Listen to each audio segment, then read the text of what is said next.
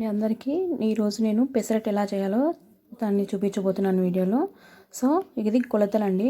బియ్యం కూడా తీసుకుంటున్నాను నేను. ఒక గ్లాస్ బియ్యం తీసుకున్నాను. సో ఇప్పుడు ఏం తీసుకుంటున్నాం, పెసలు. సో నేను రౌండ్గా ఉన్నవి మార్కెట్లో అవైలబుల్గా ఉన్నటువంటి పెసలనే తీసుకున్నాను. సో యాక్చువల్లీ ఈ రెసిపీ నాకు తెలీదు, నా చెల్లెలు చేస్తుంది సూపర్గా. సో తను తీసుకుంది. సో తనే కొలతలన్నీ కూడా చెప్పింది. ఒక గ్లాసు పెసలు, బియ్యం సో ఈక్వల్గా తీసుకుంది. సో పెసరట్టు టేస్ట్గా అంటే క్వాలిటీగా తీసుకోవాలి, రైస్ తక్కువ తీసుకోవాలనుకున్న వాళ్ళు రైస్ క్వాంటిటీ తక్కువ తీసుకొని పెసలు ఎక్కువ యాడ్ చేసుకోవచ్చు. సో తనైతే ఈక్వల్గా తీసుకుంది. సో ఇప్పుడు దానిలోకి మినపప్పు కూడా యాడ్ చేస్తుంది. సో మినపప్పు ఎంత అనేది ఇప్పుడు మేము చూడబోతున్నాము. సో మిక్స్ చేసుకొని వాటర్ వేసుకొని బాగా వాష్ చేసుకోవాలి. సో ఇప్పుడు ఇందులోకి మినపప్పు కూడా ఒక చిన్న గ్లాస్ సో యాడ్ చేసుకున్న తర్వాత వీటిని బాగా శుభ్రంగా కడుక్కొని సో నానబెట్టుకోవాలి. సో తనైతే ఏం చేసిందంటే నైట్ అంతా కూడా నానబెట్టేసింది, మార్నింగ్ మిక్సీ వేసుకుంది. సో ఇది మెంతులండి, కొన్ని వేస్తే సరిపోతుంది, ఎక్కువ వేసుకుంటే మళ్ళీ చేదు వచ్చేస్తుంది. సో అన్నీ మిక్స్ చేసుకొని వాష్ చేసుకొని మళ్ళీ వాటర్లో వేసుకొని నైట్ అంతా కూడా ఓవర్ నైట్ నానబెట్టేసుకోవాలి. సో ఇప్పుడు నేను మీకు చూపిస్తాను కదా, అన్నీ రెడీ అయిపోయింది. ఇప్పుడు మనం ఇందులో వాటర్ వేసుకున్నాం.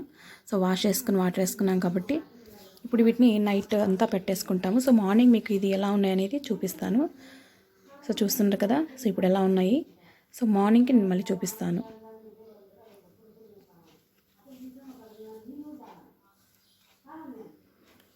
సో నెక్స్ట్ డే మార్నింగ్కి ఇప్పుడు ఎలా అయిపోయాయి చూడండి మీరే. సో వాటర్ అంతా కూడా తీసుకున్నాయి చూడండి, సైజ్ కూడా చాలా పెరిగింది కదా. సో వీటిని ఇప్పుడు మనం వాష్ చేసుకొని ఒక 2 times వాష్ చేసేసుకొని ఇప్పుడు ఏం చేస్తామంటే మిక్సీ వేసుకోవాలి. సో చూడండి అలా అనగానే ఉలకలైపోతుంది కదా. సో రెండుగా వచ్చేస్తుంది. సో అంటే బాగా మెత్తగా బాగా నానాయి. సో ఇలా తీసుకోవడం అంటే కొంతమంది మార్నింగ్ అంతా నానబెట్టేసుకొని ఈవినింగ్ మిక్సీ వేసుకొని నైట్ అంతా పిండిని ఓవర్ నైట్ చేస్తారు. సో అది అవసరం లేదు, నైట్ నానబెట్టేసుకొని మార్నింగ్ అప్పటికప్పుడు కూడా మనం పెసరట్టు వేసుకోవచ్చు. సో ఇప్పుడు మనం ఏం చేస్తున్నాం, మిక్సీ వేసుకోవాలి. సో చూడండి మిక్సీ వేసేటప్పుడు అందులోకి ఏమేమి యాడ్ చేస్తున్నామో, పచ్చిమిర్చి అలాగే అల్లం. సో టేస్ట్కి బాగుంటుందండి పచ్చిమిర్చి అల్లం వేసుకుంటే పెసరట్లో. సో పిండి చూడండి ఎలా ఉందో. సో ఇంత కన్సిస్టెన్సీ సరిపోతుంది, మరి ఎక్కువ నీళ్ళుగా లేకుండా గట్టిగా కాకుండా. సో ఇలాంటి కన్సిస్టెన్సీలో సరిపోతుంది. సో ఇప్పుడు మనము పెసరట్టు వేసుకొని చూద్దాం. సో దీంట్లో ఏమి యాడ్ చేయాలి అంటే, సో దోసపిండి లాగే అండి, కొంచెం వంట సోడా అనేది కొంచెం యాడ్ చేసుకోవాలి. సోలా పొడి కొంచెం యాడ్ చేసుకొని కలుపుకోవాలి. సో చూడండి పిండి ఎంత వచ్చేసిందో, తీసుకున్నవి క్వాంటిటీ తక్కువే కదా. చూడండి బాగా వచ్చేసింది పిండి. సో బాగా నానాయి. ఇప్పుడు మనం పెసరట్టు వేసుకోవడానికి రెడీ చేసుకుంటున్నాం కదా. సో కొంచెం సోలా పొడి యాడ్ చేసుకోవాలి, అప్పుడు దోశలు అన్నవి బాగా వస్తాయి. సో చూడండి కొంచెం సరిపోతుంది.